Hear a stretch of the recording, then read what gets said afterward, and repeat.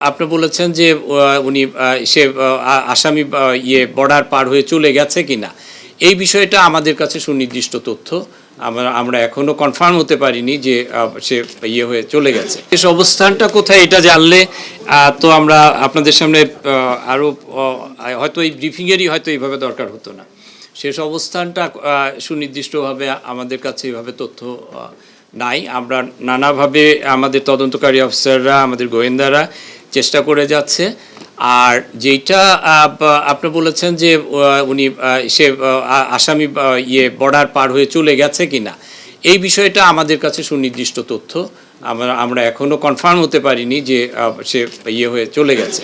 এটা একটা হতে পারে, এটা একটা অনেক সময় অপরাধীরা নানা ধরনের তথ্য দিয়ে, বিভ্রান্তিকর তথ্য দিয়ে নিজেদের অবস্থানটা গোপন করারও প্রয়াস চালাতে পারে, সেরকম একটা প্রচেষ্টা হতে পারে।